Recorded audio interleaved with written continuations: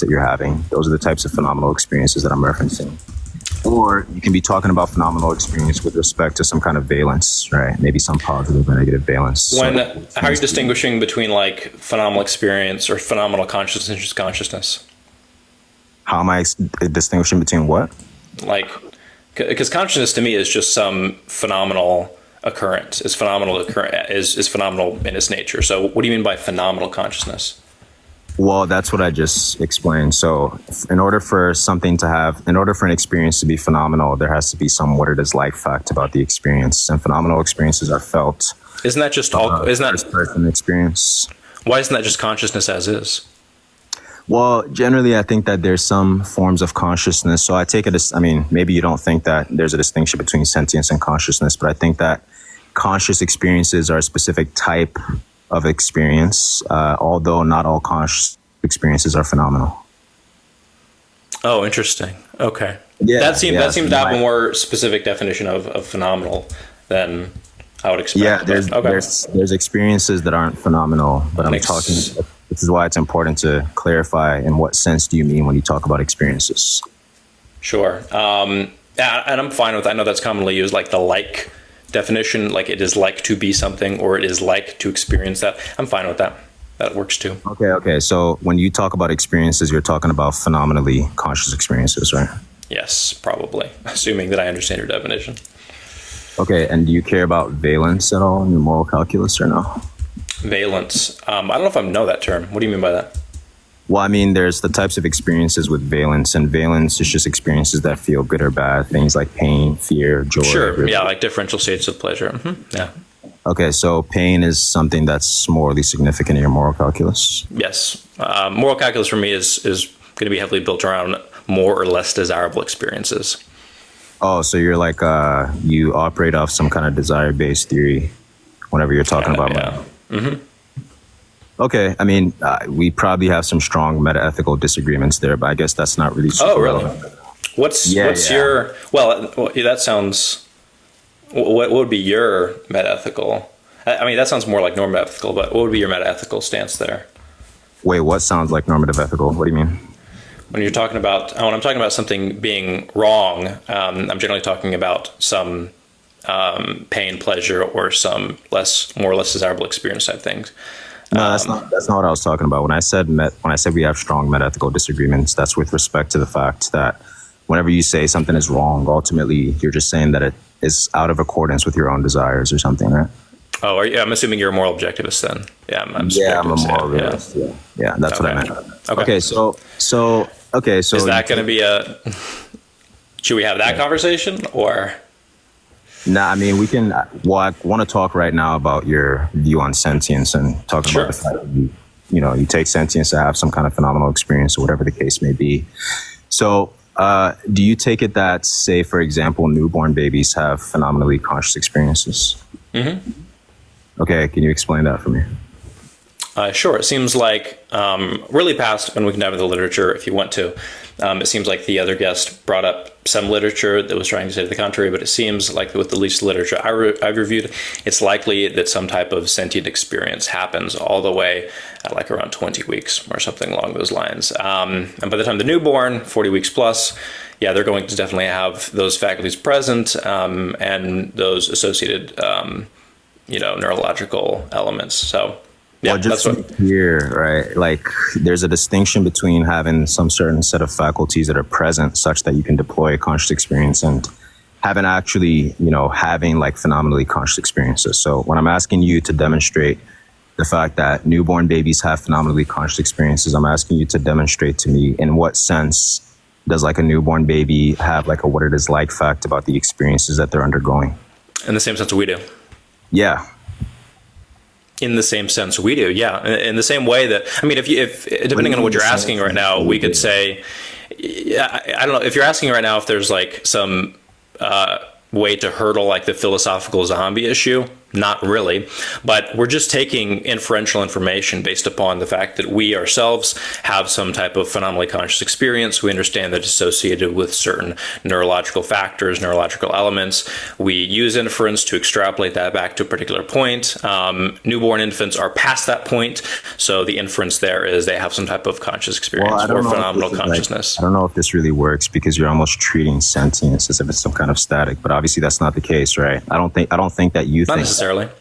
Well, yeah, because you're saying that, something can be a continuum while having a meaningful starting point. Sure. Yeah, so I'm saying that, like, when you say that, well, look, we have this sort of, this inductive case that we can make from our own experiences, and we can sort of infer that, like, maybe newborn babies are more likely than not to be having phenomenal experiences. And the support for that claim, or I guess the support for the inductive case there, it's just the fact that, certain neuroscientific analysis point to, this possibility of phenomenal experiences arising from a set of, neural facts. Yes. Whatever. That doesn't actually point me to the facts that, like, newborn babies are having phenomenally conscious experiences. It is. I mean, that's the inferential case. I mean, if you just want to reject that inferential case, you're going to appeal to some like philosophical zombie stuff. Then it's just not going to be a productive conversation because I don't really know that anyone else is conscious outside of myself. But given that, and given that's a couple of presuppositions that there are people conscious outside of myself, there's reasons for them being conscious. Those reasons are associated with certain neurological conditions, neurological structures, and we're just making an inferential case from there. I'm confused about why this is wrong. Sorry. Why do you think this is wrong? I'm not making a claim that it's wrong, but when you said that, you made an interesting claim there. You said that we're going to get into a conversation about P zombies, and then you mentioned something immediately after that. You said that we won't really know anybody outside of ourselves exists. What does that have to do with P zombies?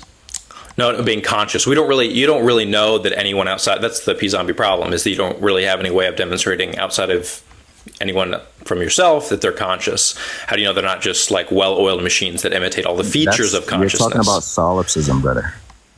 Yes, that is. Well, not that. No, philosophical zombie is how do you know there's any or solipsism is how do you know there's any reality outside yourself. The P zombie issue is that how do you know that other beings are conscious outside of yourself? How do you know that you're not the only conscious person? No, you're talking about two different things. So solipsism is just this idea that you can't really know if there's any other minds outside of yourself that exist, and P zombies are entities. No. There's no solipsism. No, hold on. No. Okay. Solipsism is whether or not there's any reality outside of your mind.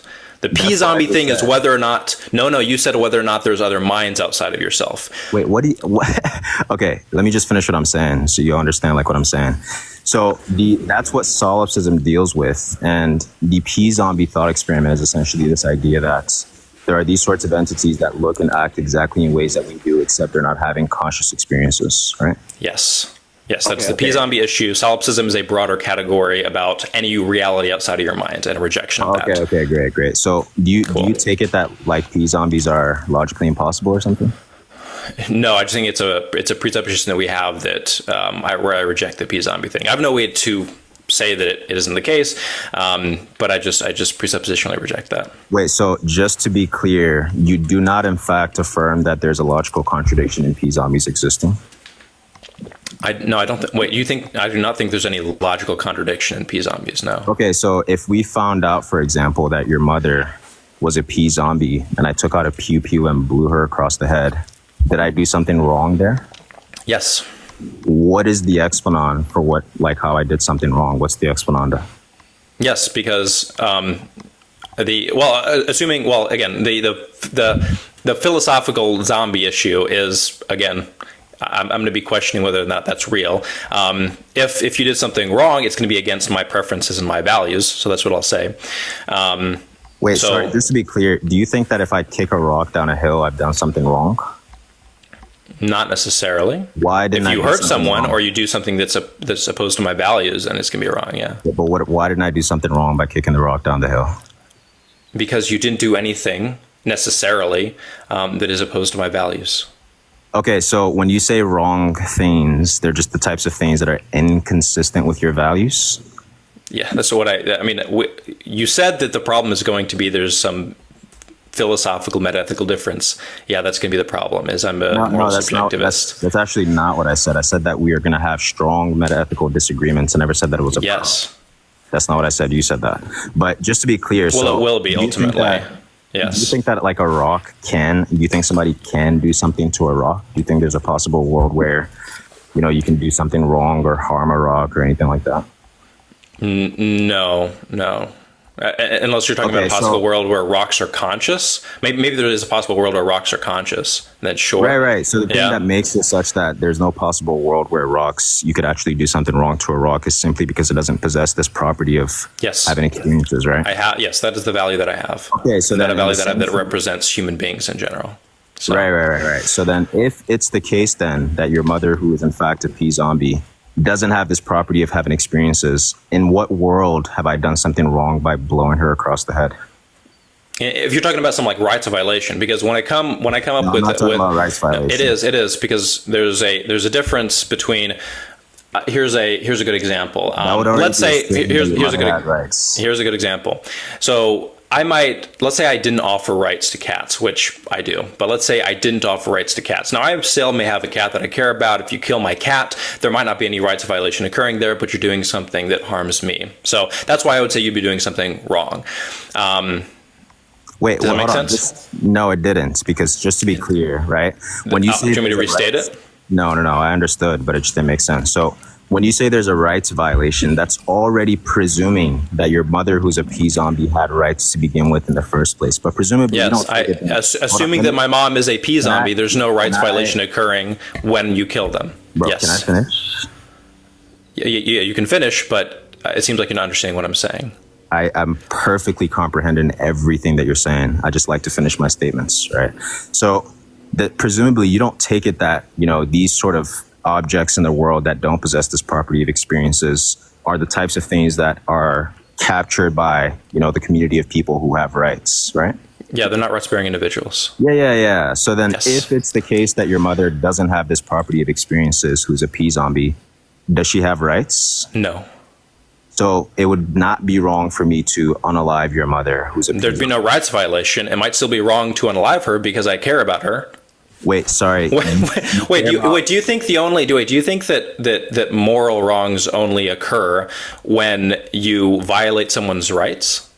No, that's what you said as a response to mine. No. What it sounds like you're saying is that unless a rights violation occurs, that there's no wrongdoing happening. I reject that. Rights violation is a type of wrongdoing, but there are wrongdoings that transcend rights violations. No, I don't think a rights violation to lie, but guess what? I think it's also wrong to lie. Yeah. So just to be clear, right? So I don't understand your contention then. Yeah. So just to be clear, right? When I gave you the case of your mother being a pea zombie, and I asked you what the exponenda was for why it was wrong for me to blow her head blow her head off or whatever, you said you began your statement by saying, well, you're talking, wait, let me finish. Sure. You began your statement by saying, well, if you're talking about a rights violation, that's why we started talking about rights violations in the first place, because you introduced that into the conversation.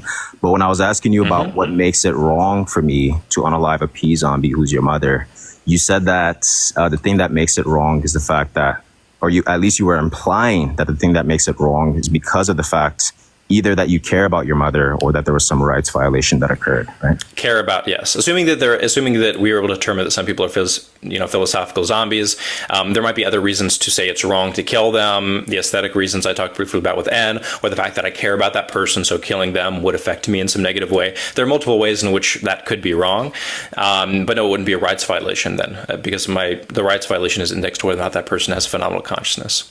Okay. So just to be clear, you still think that. So you think just caring about something is sufficient enough for you to do something wrong to something that doesn't possess this? Yeah, man. If you cut down a tree in my yard and I care a shit ton about that tree, that's wrong. Okay, so then for the pro-lifer, then if they were to present an argument like, I don't know, I care about the zygotes, and so therefore it's wrong to kill them. Yeah, exactly. Yeah, no, I say that wouldn't be sufficient because we're talking about the care for that. So we're talking about the care for someone else versus the protection of one's bodily integrity. So like if you cared about some like tree that's growing on my body and you're like, oh man, I really love that tree. It's the prettiest tree I've ever fucking seen. All right, I think that's a precious tree. That might be meaningful to you and it might be valuable to some extent to protect that, but it's also on my body. I'm going to take it off my body body. I think I have the right to take it off my body. I think extrapolating this universally means that if we were to prioritize the care of trees on people's bodies, they're going to have a shit ton of people complaining about their tree being on the body, and a few people happy that we get these pretty trees taking up people's bodies. So just to be that's clear, why. So I don't think it's going to be sufficient to say that a pro-lifer caring about a fetus is going to overwhelm the interests of the person in protecting their bodily integrity. Okay, so just to be clear, right? You just said that the thing that makes it sufficient enough for it to be wrong for me to unalive your mother, who's a pea zombie, is simply because you care about her, and that is good enough for it to for me to be in the wrong. Yeah, what's on sure. Now, maybe if we discovered that my mom was a pea zombie. I have to be able to finish. Okay, sure, finish. So you said that was simply sufficient enough. And then I said, okay, well, look, what if the pro-lifer says the same thing? Now you're saying, well, look, no, it's not the same, because now you're talking about whether or not the mother's interests are involved and such. So if the mother has an interest and says, look, I care about this fetus and it would be wrong for the doctor to unalive it, she is justified in doing so? She's justified in unaliving it? No, she's justified. No women should be compelled to get an abortion. If a woman cares about the fetus inside her body, it would absolutely be wrong for a doctor to go and kill that fetus, because one, not only does she care about the fetus, but two, that is a violation of her own bodily integrity. When it comes down to the mother issue, why I wanted to interrupt you earlier was we could make the case that it would be okay to kill my mom, even though I cared about my mom, given she's a philosophical zombie. If she was like inside your body, if she was like planted inside your body, if she was violating your bodily integrity, and you're like, hey, we discovered this person's a philosophical zombie, yes, absolutely, go ahead. So my care certainly does not supersede your right to your bodily integrity. Okay, so you think that in the case of the mother, the fact that you care about the fetus, or the fact that maybe a small group of people, or maybe let's say even if it was like 45% of society actually cared about zygotes and fetuses or embryos or whatever the case may be, that wouldn't be sufficient to override the considerations for the mother's bodily autonomy and integrity? Yeah. And I think we can do this like from a pragmatic perspective too. Like I think, say a lot of people care about a fetus, that might be valuable to some extent for them, but allowing them to indulge in that care and support that care results in a significant number of people having their bodily integrity violated. So that's why I would reject that dynamic. So, and are you saying that pregnancy is the violation? Okay, what's the argument that pregnancy is a bodily autonomy violation? Bodily integrity violation, because something is occupying the inside of your body without your consent. Consent to what? Consent to occupy your body. What do you take consent to be? Consent is an agreement to a condition or something like that. I'll give you a better definition. I feel like there's probably a better definition that I could give for that. Okay, let's go with, because that was a bad definition what you just gave me. So maybe we can permission for something to happen or an agreement to do something. That's probably close enough. Permission for something to happen or an agreement to do something? Okay, so presumably there's, these sort of certain conditions that have to be satisfied such that you can actually agree with something, right? Yes. What are those conditions that have to be satisfied such that you can agree with something? I mean, general like mental assent to. I mean, you have to be in mental agreement with it. I mean, it seems like you're just asking me to further define consent at that point. Mental agreement?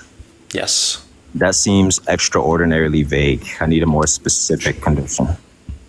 Is there a reason why consent and my definition of consent is insufficient for understanding whether or not someone is agreeing to a pregnancy?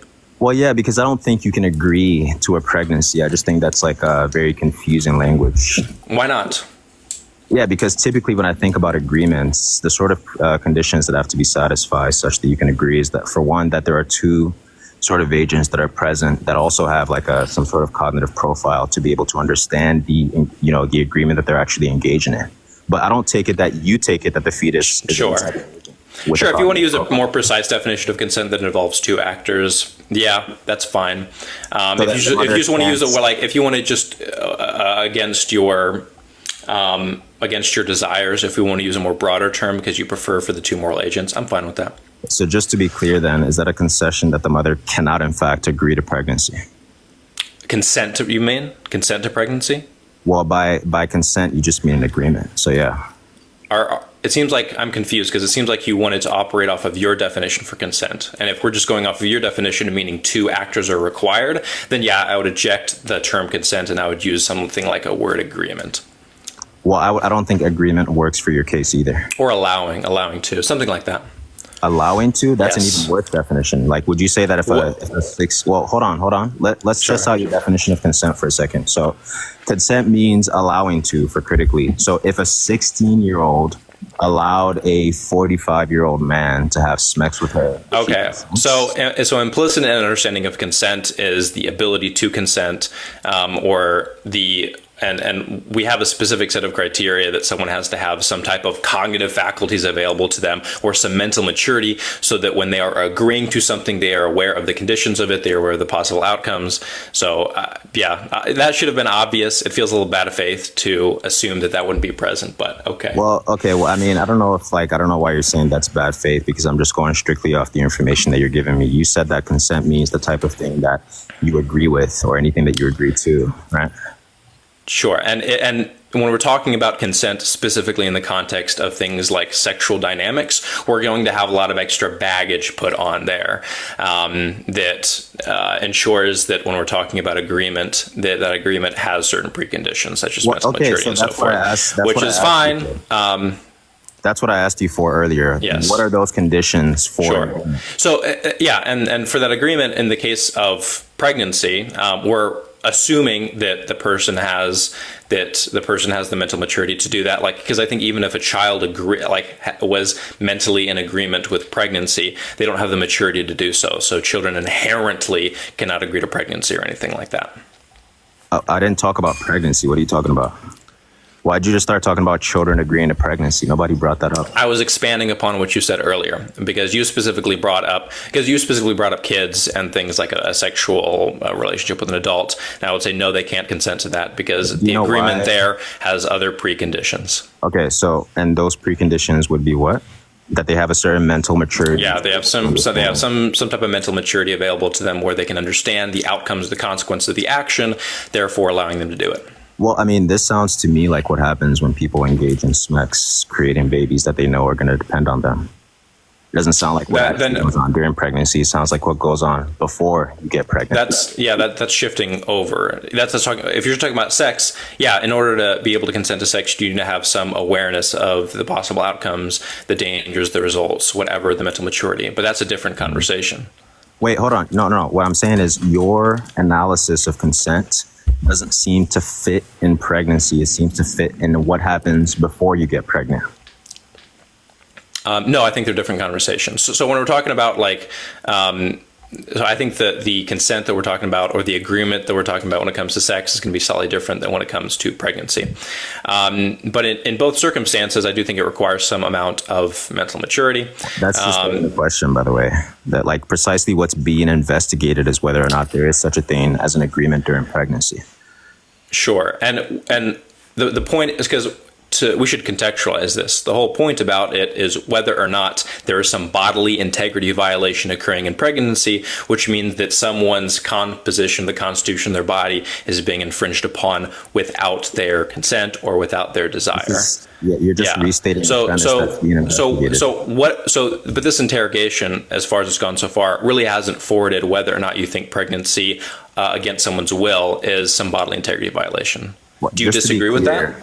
Yeah, I don't think that pregnancy fits under your own semantic analysis of what it means for somebody either to be able to consent or to be violated. That's the problem on the table for you right now. Do you disagree that pregnancy without someone's will or whatever term you want to use is a bodily integrity violation? Yeah, I mean, I just like the sort of way that you're phrasing the question just seems a little bit bad faith and question begging a little bit, because I don't think pregnancy is the type of thing that you can will. I don't think you can will the gestational process of your baby inside of your womb. Let me finish. Okay. I don't think you can will your baby to gestate inside of your womb. I don't think you can agree. I agree. Yes. I don't think that you can, agree to your baby gestating in your womb. I think the only thing that you can do during pregnancy, in fact, is either allow the process to occur or you terminate the process. That's the only thing that you can do. Yes. And that allowance or that termination is going to be based upon your desires. So, and because we're trying to separate something like a pregnancy you desire and a pregnancy you don't desire, because a pregnancy you desire, similar to sex that you desire and that you consent to, is a good thing. It's a beautiful thing. It's a fantastic thing. It's a way that we propagate life, and it's pretty significantly different from a pregnancy you don't desire, because that means things are happening to your body that are pretty invasive, and potentially incredibly harmful, that you did not desire to occur. Okay, so just to be clear, what you mean to say is that she doesn't desire for this pregnancy to occur, not that she isn't consenting to the pregnancy occurring. Sure. If you want to use a more precise definition, yeah, I'm fine with that. Okay, fantastic. So you think that this desire that this mother has overrides the prima facie considerations of maybe, let's say, the harm of death to the fetus? One, I don't think the prima facie considerations like the harm of death hold any weight if there aren't any rights present. So harm to me is going to assume some type of consciousness, some type of sentience, some type of phenomenal consciousness, you'd like to say. So yeah, to me, there's just not going to be any harm. Oh, okay. So then just go ahead and provide me your semantic analysis of harm. Yeah, harm is going to be changing the state of the differential state of desirability that somebody experienced to a less desirable. So you're taking like a desire-based theory of harm, correct? Yes. Okay, can you give an argument for that? That's just my stance. That's my moral stance. What do you mean give an argument for that? Like, what's the argument that harm necessitates desire? That's my moral stance, that from my experience and from what I witness, any instance of harm that we talk about is a result of someone experiencing something that they don't desire. Do you have an argument or no? Like when I'm asking for an argument, I'm asking for a set of premises that favors a conclusion. You're asking me an argument for like my normative ethical stance? No, I'm asking for an argument for your concept of harm. So that's my definition for it. When you say an argument for a definition, that's how I'm defining harm. Well, just to be clear, you understand that there are various different theories of harm. One of them that you're endorsing. Sure. If you So if you want to use a different definition, or if you agree with a different definition, it's not about definitions. It's actually about your stance about. No, it's not. It's actually about your view of harm, which is that, when you talk about harm, which it seems like, these sort of desire-based theories of harm purport that, the only sort of things that can be harmed are the types of things that have at least some relevant psychological profile. This is the sort of theory that yes.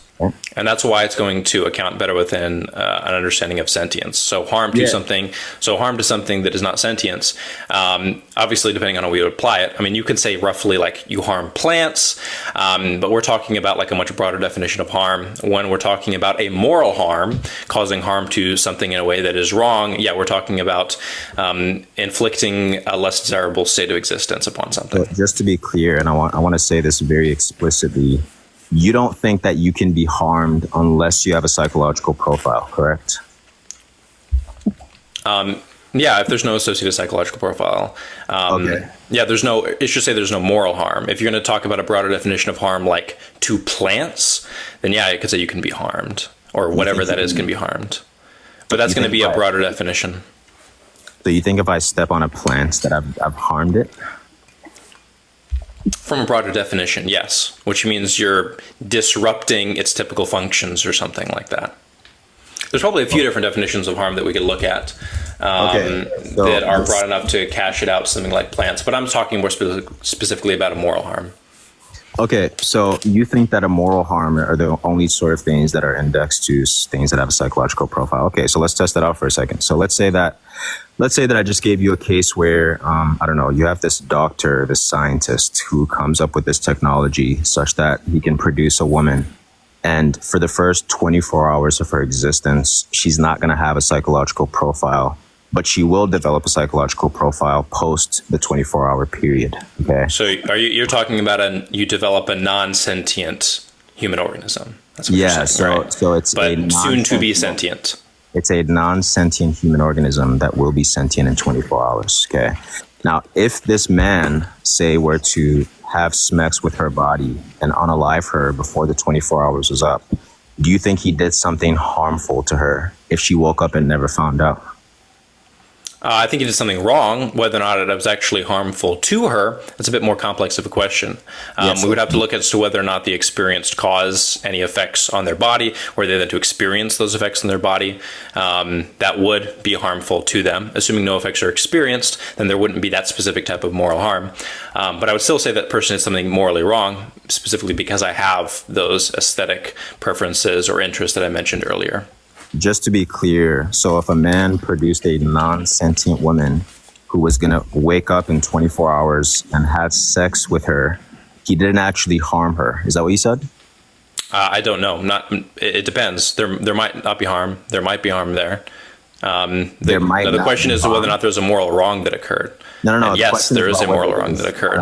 Look, the question is about whether he harmed her. Is the question? Sure. Mm-hmm. Yes. So he did harm her?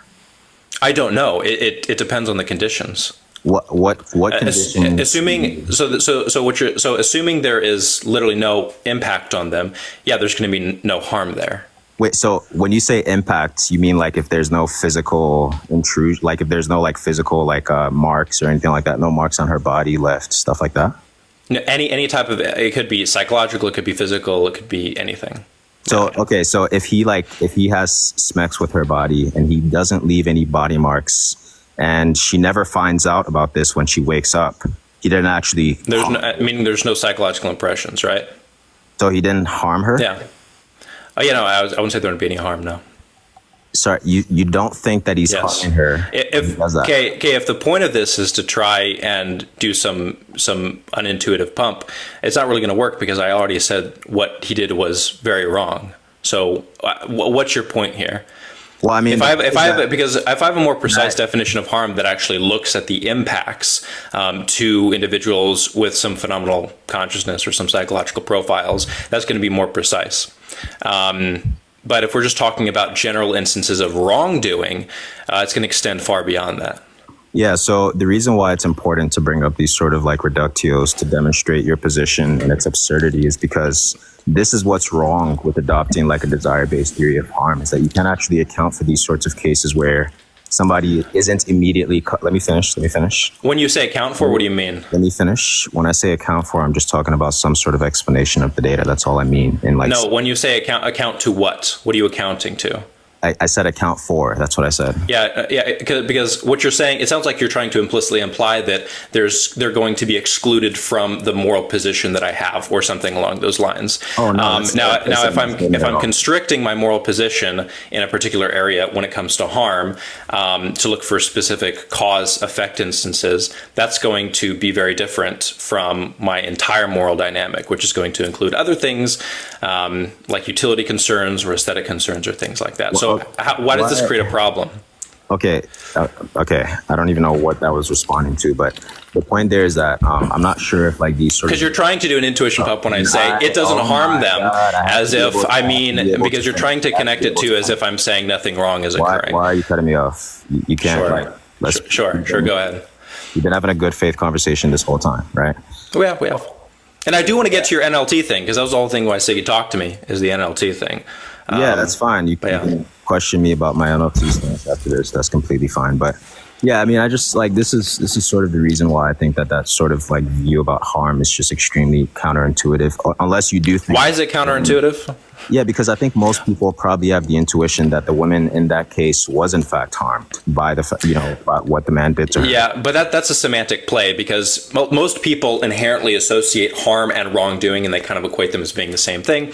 I don't think it's necessarily as precise or productive to do so. I think that harm is going to be a subcategory of wrongdoing, specifically when you're looking at the impact of people or on the psychological profiles of people, as you wanted to put it. So I just don't think it's really productive at all. Because again, your intuition pump, I would still consider to be wrong. So, you think my intuition pump is wrong? As in your intuition pump, I don't think is accomplishing what you want it to do, unless you're just trying to do some bad faith thing. And what exactly do you think I'm trying to accomplish that isn't being accomplished? You're trying to say that underneath my moral framework, especially that I'm not going to be able to condemn the instance that you brought up but I can. So it doesn't really matter to the broader issue and the broader way that I'm approaching something like the abortion conversation. Okay, if that's the case, then you're just confused on what the intent of the reductio is supposed to do, right? Because the point isn't supposed to show that you can't account for the fact that there's something wrong that's happening there, but whether or not you actually think the woman is being harmed in a morally relevant way. And the intent of the reductio is to show that my definition of harm is counterintuitive, right? Okay, let me just finish what I'm saying. So the point, I'll just repeat what I said so we can actually further the conversation. You can question my stance about NLT if you want or whatever, but the point of the reductio there was simply to demonstrate whether or not your sort of theory can actually account for the fact that the woman in that case was actually harmed. And you say that she wasn't harmed in a morally relevant way, but you think that there's something still wrong that happened there. And by wrong, you're just talking about the fact that this is something that is out of accordance with your desires. That's all you mean, correct? Well, all of when it comes to my moral theories in accordance with my desires, I'm a moral subjectivist. If you want to dive into more of that conversation, we can. So whether or not it's moral harm, it's a type of harm that's moral, or whether or not it's just any type of moral wrongdoing, it's all going to be indexed to my values. So that's an irrelevant point, period.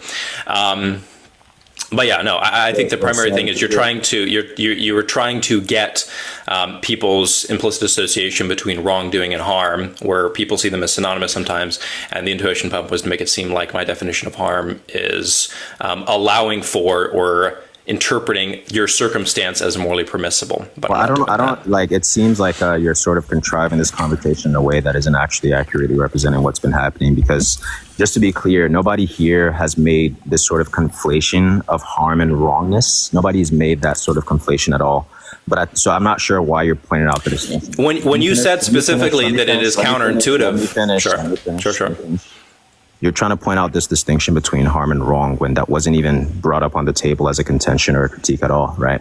The point of the sort of reductio there was just to demonstrate the fact that your sort of theory about harm doesn't actually account for these sorts of cases, which might bring your sort of theory into question on whether or not you actually are encapsulating. It doesn't need, that's the thing, is it doesn't need to account for those cases if a general theory of wrong accounts for said cases, because people are concerned and are correctly intuitively against the cases that you brought up. And there are valid reasons for being against the cases you brought up. Whether or not those reasons fit within a harm framework doesn't matter as long as they're validated by something. And as long as my moral framework validates concerns about the intuition pump that you brought up, it should not be counterintuitive for people as long as they understand the position.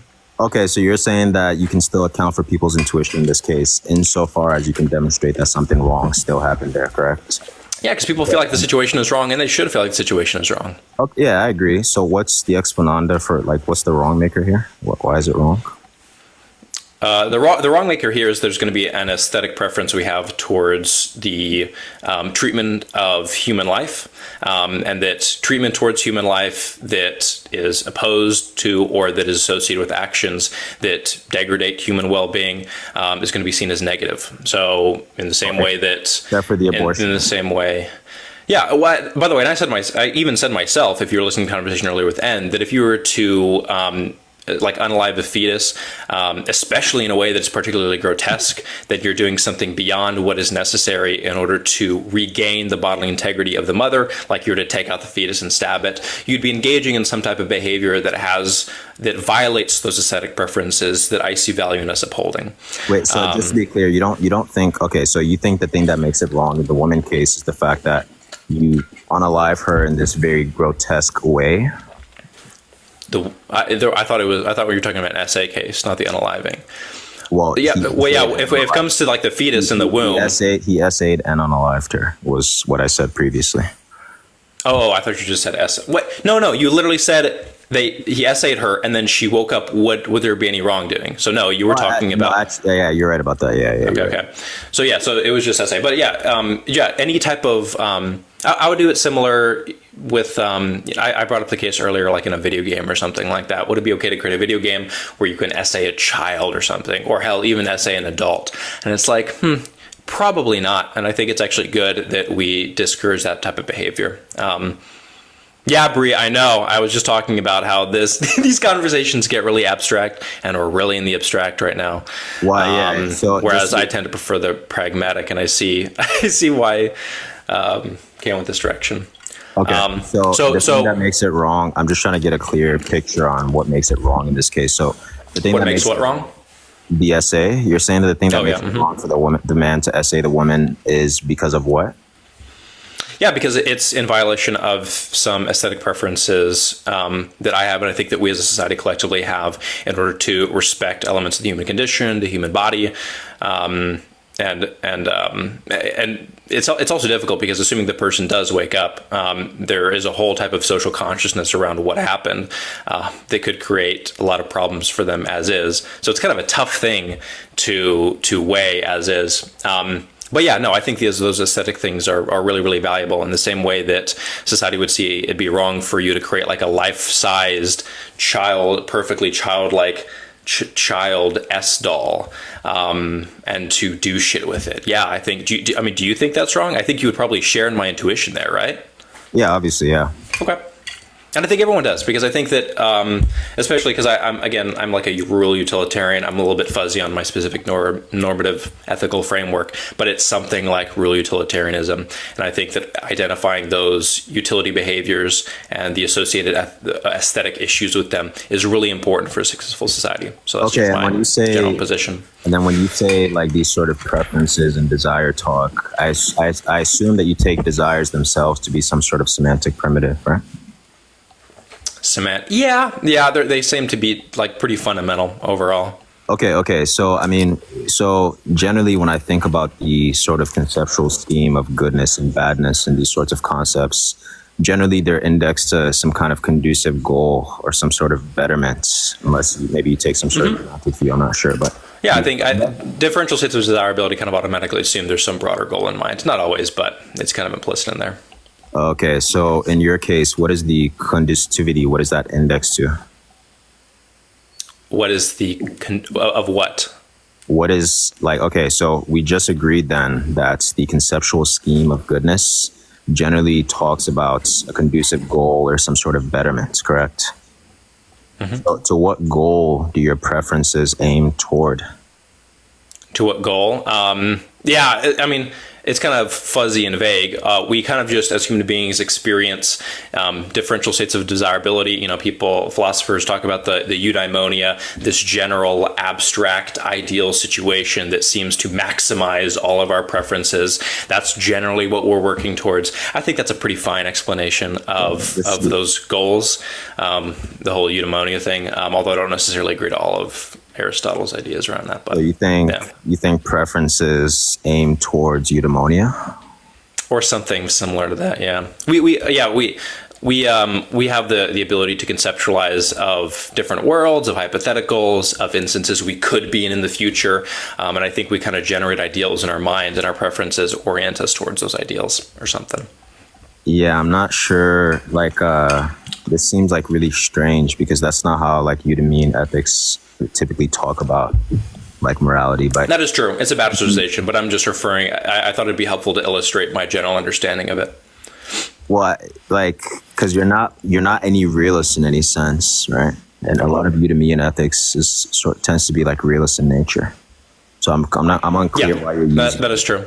I just think it helps. I just think I used it simply as an illustrator to help kind of understand where my general head is when it comes to. But you're not a realist, so why are you talking about Eudemian ethics? Because I think the general concept helps illustrate how we're oriented towards ends or something. But you think that the ends to which things like aim toward is simply the fulfillment of your own desires. Yes. Right. So it's not it's not conducive towards eudaimonia. It's whether or not it satisfies like some set of desires or preferences that you have. It's some state of maximal fulfillment of desires. Okay, just to be clear, are you, by the way, before I ask, are you a cognitivist or non-cog? Ooh, that's gonna get back into I gotta refresh myself on all the meta. Well, so cognitivists essentially believe that moral statements are in fact truth apt, and non-cognitivists don't. Oh, yeah, cognitivist. I've kind of gone back and forth between cog and non-cog. The error theory was appealing to me for a little bit, but come on. God, this is getting so fucking abstract. But yeah. So yeah, I would say more cognitivist. I think that we can, from some like hypothetical imperative, that we can analyze moral statements derived from people's interests and desires, and those seem to be truth apt. So. Okay, so you think that the truth of moral statements is just simply based on whether or not they're conducive towards your desires. So if something fulfills my desires, then it is true that it's a morally good action. It indexed to your, well, that's kind of tautologically true. There's a good clarification to make, though. I think that we have a hierarchy of desires. So I think that we weigh desires differently. We have more superficial and more deep or more meaningful desires. So something could be in accordance with a more superficial desire, but that desire is out of accordance with a more meaningful, deeper desire. In that case, I think that we make preferences, or the ideal situation is preferential towards the more fundamental desires. So not always, but yeah, generally I would say I would agree with that. Yeah, yes. I mean, look, like I understand the hierarchical structure of desires and such. I mean, I think that's talk, but you would say that the thing that makes it such that an action is morally good is insofar as it's conducive towards your most deepest fundamental desire, right? Something like that, yeah. Okay, so if there was a world where like all of the agents in that world had this preference and this deep desire to say, grape little babies for fun, would that be a morally good action? No. Why? Because I'm opposed to graping little babies for fun. But would it be good for them? I don't know what good for them means. Like good to them? Yes, you just clarified yourself that they themselves have that preference. I don't know. You're kind of presupposing some moral objectivism here, or some broader thing. I've told you multiple times I'm a moral subjectivist. Being a moral subjectivist doesn't mean I have to agree with other people's moral values. When I'm talking about what is right and wrong, that's indexed to my values. But it would be good to them, right? Sure. You literally just said it would be good to them. So it's good to them that they're in this world where they're graping babies for fun, and that's good. Yeah, you literally said that to them they have a preference for that. Yes. I see. Okay. Yes. Yeah, I mean, I just find that... Do you want to talk about? Because you said you're a moral, and this will probably actually get into the NLT thing, but you said that you're a moral objectivist, and I'm assuming you have some natural law theory of objectivism. Yeah. So we can talk about my stance now. So natural law theory is essentially this sort of metaphysical thesis. It's also a normative thesis, but essentially it's just it's kind of everything. It's very vague to me, but... Well, it's not vague. It's just very systematic. But, of course, I have like some metaphysics in the background whenever I make these sorts of claims about abortion and such. But essentially the idea, you've kind of referenced like Eudaimonia ethics already. But the sort Are of you like, an Aristotelian? Yeah, I'm something like an Aristotelian, yeah. Okay, so fair. The general idea, I mean, natural law itself inherently is derivative, right? So I operate under either some kind of derivationist or inclinationist account, which is just to say that inclinationist, you'll have to describe what that means. Yeah, so derivationism and inclinationism are essentially just this idea that we can actually understand goodness with respect to metaphysical observation of things given their act and potencies, right? Now, act and potency we can get into like the deep metaphysics if you'd like, but essentially act and potency are just metaphysically necessary substrates of objects in the world. Yeah. When you differentiate act and potency, how? Yeah, so a thing's act is essentially its act of being, and its potency is what it can change, like its ability to be able to change into something. Yeah. I'm assuming you get like the whole essence from the potency and stuff. Yeah. From all that talk. Yeah. Okay. Do you have Discord? I mean, we can continue this conversation. It seems like it's compelling to some of the people in the comments. But I am kind of in agreement that I talked to Anna as well, that I tend to prefer the more practical side of the more pragmatic side of the abortion conversation.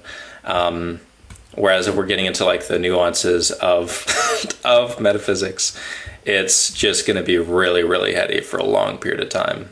I mean, I thought you were going to critique my stance, but if you want to move it to Discord somewhere, we definitely can. I can send you my Discord and we can have a more extensive conversation about my view anytime. We can, yeah. I mean, because the problem is if you're going to, if your stance is going to contain a lot of metaethical or normative ethical or metaphysical presuppositions that are so far outside of what I agree with. Critiquing that stance means I'm going to be having to look at all those different philosophical layers and pressing it on each and every one of them.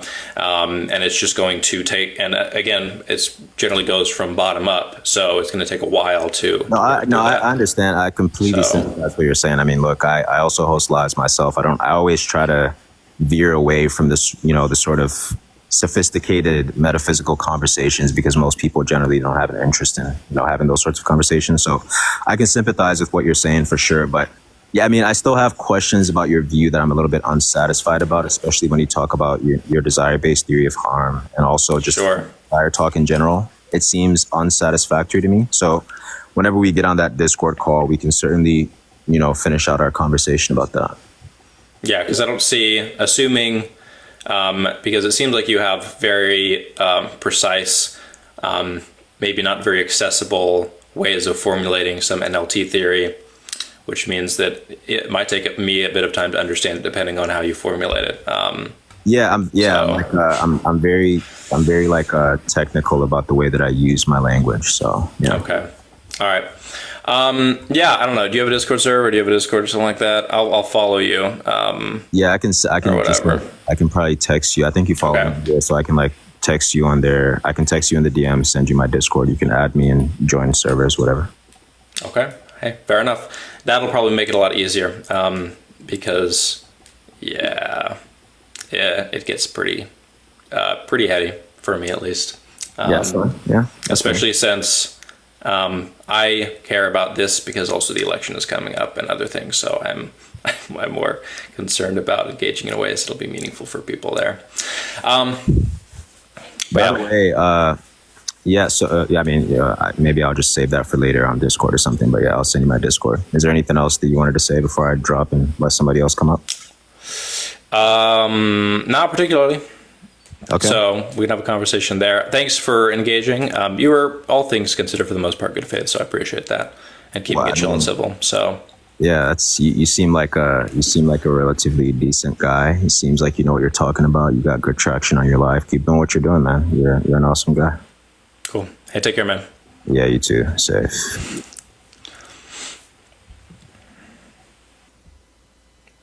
All right. Sorry that I got in the weeds, y'all.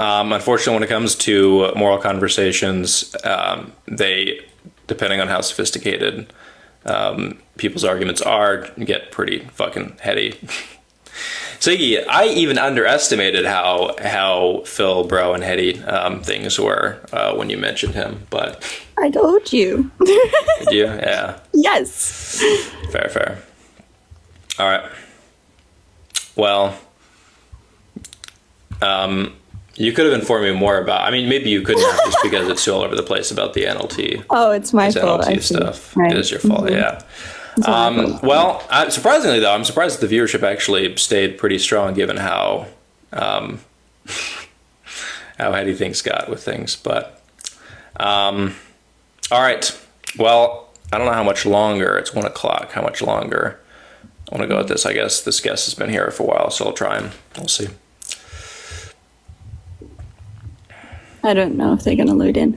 Also, I messaged you the 12-week article that everyone's using. Yeah, that's the Derbyshire stuff, right? No. Isn't it?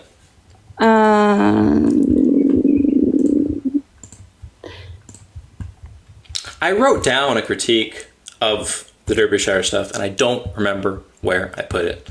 Yeah, this is the Derbyshire article. Yeah. Yeah. Yeah, it left and now it's made. Oh, this guest is not loading in.